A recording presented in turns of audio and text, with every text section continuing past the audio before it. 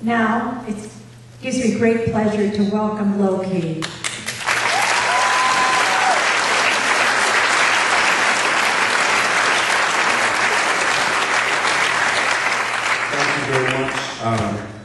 It's an honor to be here. Thank you to MECA for inviting me.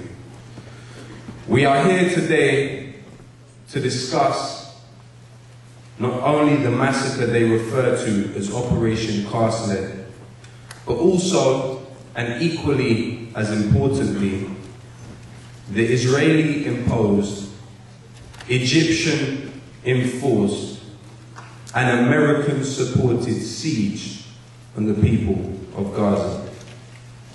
It has been estimated that the 22-day bombing campaign cost around 1,400 human lives in Gaza, but this siege is murdering human beings as we speak, silently.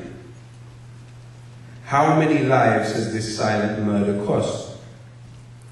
When people are left with no choice but to cement together bombed and smashed bricks in order to rebuild something resembling their home, because bricks are not being allowed into Gaza, you know there is something seriously wrong with this picture.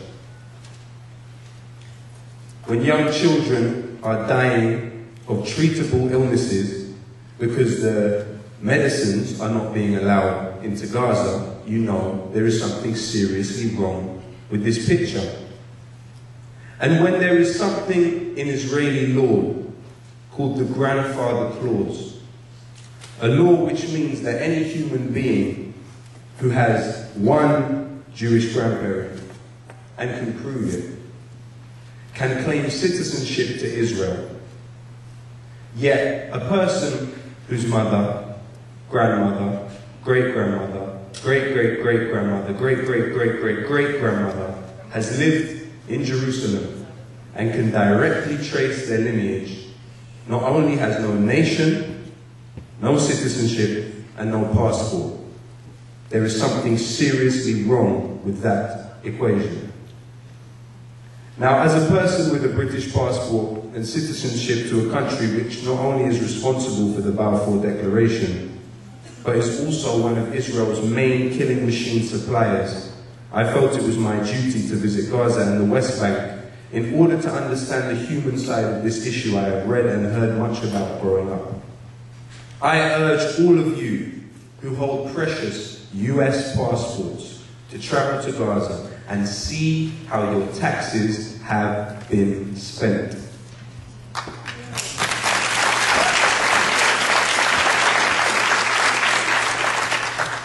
I urge all of you to see how the bombs which read "Made in the USA" have been received, and the effect these bombs have had on these people's lives. The mighty United States of America, with its estimated 1,000 military bases worldwide, from Japan to the UAE, to Diego Garcia, to Egypt, to Colombia, and so on and so on. The mighty United States of America, with its monopoly on the arms industry, did not merely allow Operation Cast-Lead to happen. It collaborated in this crime against humanity. And whether we want to acknowledge it or not, the people of Gaza can never and will never forget this collaboration. This siege or blockade, whatever you want to call it, is merely another example of Israel attempting to play God with people's lives. Why has this siege become an accepted norm in the eyes of the public? That is the question.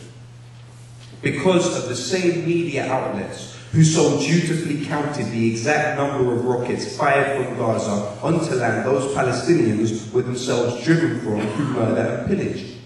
But of course that's not something you get on Fox News. Context.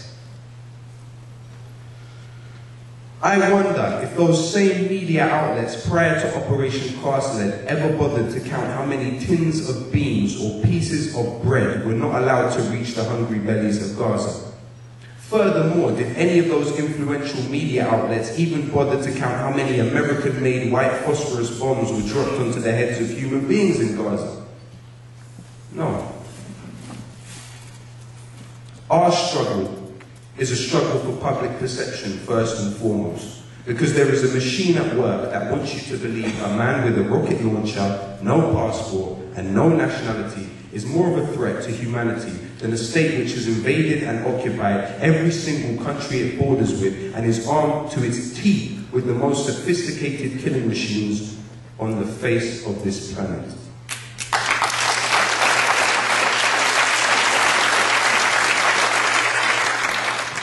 These same media outlets want you to believe a man with a beard and a rucksack is a bigger threat to all humanity than the killing machines produced by Lowkey and BAE systems every single day. Even the recent much-hyped quote-unquote dispute which took place between the Obama and Netanyahu administrations were not enough to even pause the abnormally cozy relationship Israel shares with American-made killing machines. While Netanyahu was in Washington supposedly being chastised, the Pentagon and Israel were in the process of signing a massive arms deal. But of course that wasn't reported in the mainstream press over here, was it? It wasn't reported in the UK either. No, it seems for the most honest reporting of Israel's activities, one can rely only on certain voices within the Israeli press. Amos Harel wrote in the newspaper Haaretz on the 30th of March 2010, according to the deal, Israel will purchase 3 new Hercules C-130J airplanes. The deal for the 3 aircraft designed by Lockheed Martin is worth roughly $250 million. Each aircraft cost $70 million. The aircraft were manufactured specifically for Israeli needs and include a large number of systems produced by Israel's defense industry. This next bit is the most important bit. The deal will be covered by American foreign assistance funds. So not only were the weapons manufactured in this country, the money to buy the weapons from this country was given to Israel. Now this is not a normal relationship between states. There's something seriously abnormal about what is going on. Not speaking about this abnormal relationship is in fact in itself an abnormal thing to do. It's normal. It is normal. We have to have a problem with this. Normal. While the pantomime of this agreement was played out for the world's press, the continued relationship of collaboration was, as you can see, very firmly in place. Israel has even bombed Gaza since then on a few separate occasions. Maybe they were testing out their new equipment. America doesn't allocate foreign assistance aid for nothing, and Lockheed do not make weapons of war for nothing either. While the world sleeps, the crimes against humanity continue. But the question is why? Why is it deemed acceptable and normal for such crimes to be committed on the indigenous people of that important land? Simply because the governments of the UK, the USA, and Israel, as they have demonstrated time and time and time and time again without fail, refuse to recognize anybody's humanity but their own. But what about us? What about the human beings? Where do we stand? The people. Whose side are we on? Well, there is a line of division on this. But it is not a line dividing Jewish and Arab opinion. It is not a line dividing Jewish and Muslim opinion.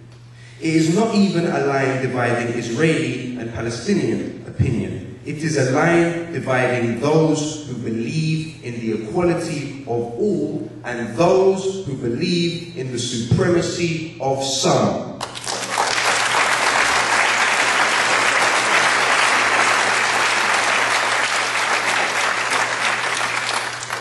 This, no matter how people will try and paint it, this is our struggle as human beings, our struggle to bring equality, nothing more and nothing less. Our struggle is not about the supremacy of anyone or the dehumanization of anyone else. Our struggle is about the humanization and the equality of all people. Thank you very much.